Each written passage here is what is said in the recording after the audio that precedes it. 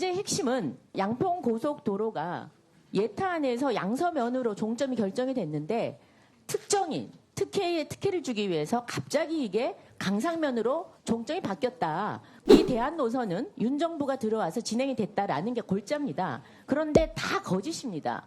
양평고속도로는 21년에 양서면을 종점으로 하는 예타안이 통과가 됐습니다.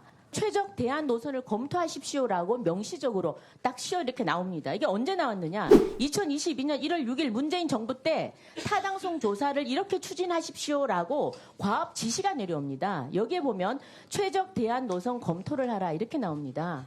문재인 정부에서 그러면 그 김건희 여사 일가, 윤석열 대통령 일가에게 혜택을 주기 위해서 이렇게 문재인 정부에서 이런 과업까지 지시를 했다는 겁니까?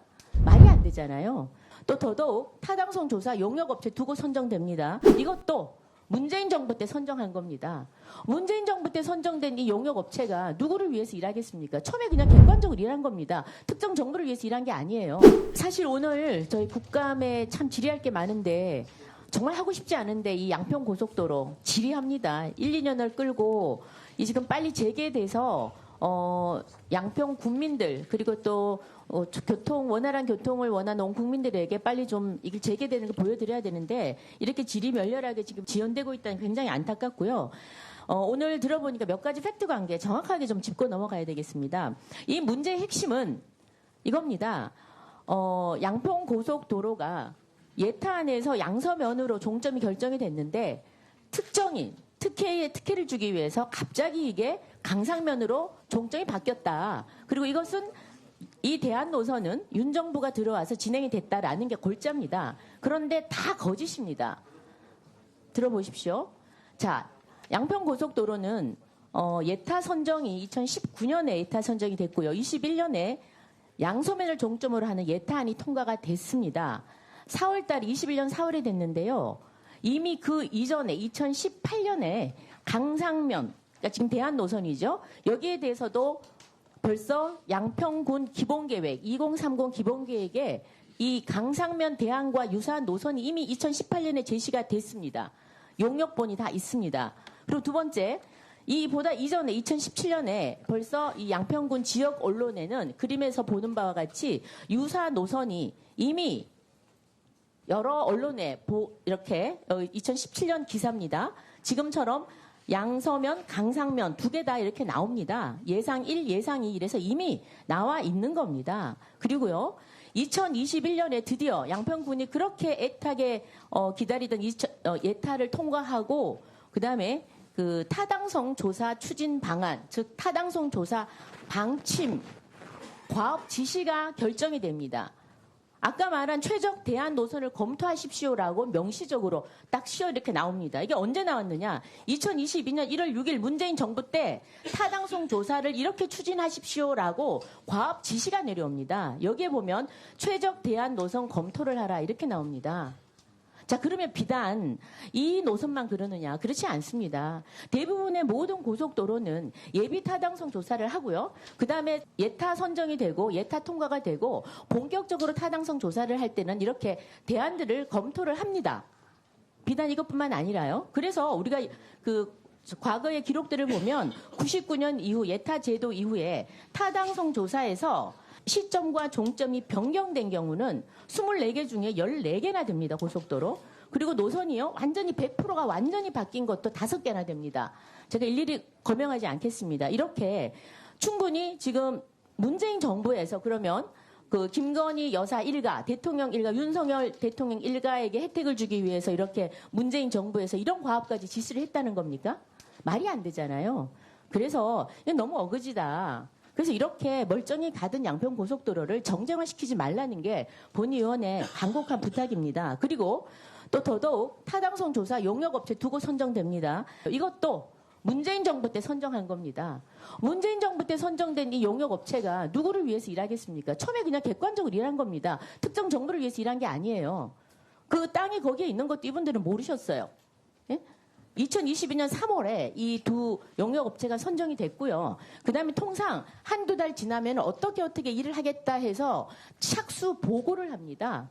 그 보고 내용에도 보면 종점부의 노선을 변경을 해야 된다라는 내용이 나옵니다. 그래서 너무 이런 부분에 대해서 객관적으로 나와 있는 이런 많은 것들이 상당수가 문재인 정부와 윤석열 정부에 걸쳐서 이루어진 것입니다. 그래서 본 의원은 저희가 지난 2023년 말에 예결위에서 여야가 합의를 했습니다. 아까 어떤 의원님께서 합의를 하지 않았다고 그래 합의를 이미 했습니다. 어떻게 했느냐? 제3자 전문가가 검증을 해서 노선을 정해라 이겁니다. 작년에도 저희 국토위에서 여야 의원님들이 제가 수없이 제안한 것이 뭐냐면 민주당이 제안하시는 모든 전문가들 다 넣어라. 국토부도 오케이 했습니다.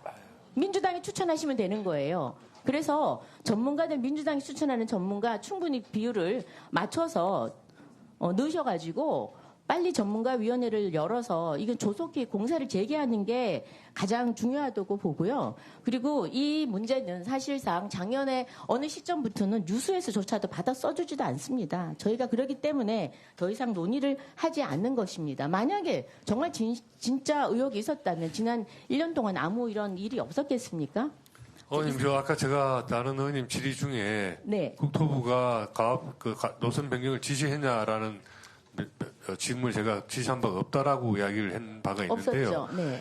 그 지시는 우리가 용역사에 보고 일로 가는 건 저로 바꿔라고 한 지시가 없었던 거고요. 그렇죠. 아까 의원님 말씀하신 대로 타당성 조사 과학 지수에 대한 최적 대안 노선을 검토하라라는 일반적인 조건은 부기한 바가 있습니다. 맞습니다. 원희룡 장관께서도 이 얘기를 하신 거예요. 그런데 뭐 어떻게 생각하면 글자 한자 한자가 다 완벽하지 않아서 원희룡 장관이 그때 뭐 대답을 어떻게 했는지 제가 정확하게 모르겠습니다만 우리가 알 수 있는 정확한 그 팩트는 최적 대안 노선 검토를 해라라는 과업 지시를 문재인 정부 때 2022년 1월에 했다는 걸 다시 한번 말씀드립니다.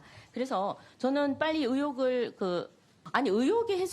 계속해서 제기하는데 어떻게 이 고속도로를 합니까? 동네에서 조그마한 다리 하나 놔도 주민들 들어놓으면은 중단해야 됩니다. 그런데 저 거대 야당이 저렇게 문제 제기를 하는데 어떻게 이 고속도로를 진행을 할 수가 있단 말입니까? 만약 진행하면 난리가 났을 겁니다. 그래서 중단이 된 거고 빨리 이걸 해소하고 그다음에 빨리 검증이 뭐겠습니까? 민주당이 지금 원하는 대로 전문가 넣어서 저 노선을 제대로 정하면 되는 거 아닙니까? 그게 양서면으로 돼도 좋고요. 어디로 돼도 좋습니다. 그다음 두 번째 또 하나 말씀드릴 거는 민주당이 어떤 2021년입니다. 5월 달에 민주당 당정 협의를 해서 정동균 민주당 군수와 최재관 민주당 당협위원장이 노선이 양서면이 중요한 게 아니라 무조건 강화에 IC를 설치해달라고 그랬습니다. 왜? 자기 지역을 그냥 패싱해버리면 아무 이점이 없잖아요. 그래서 반드시 강화에 IC를 설치해달라. 그런데 양서면으로 해갖고는 강화 IC를 설치를 할 수가 없습니다. 그래서 이분들이 강력하게 강화 IC를 설치해달라는 것도 충분히 문제 대안을 검토하는데 고려가 됐다는 것을 다시 한번 말씀드립니다.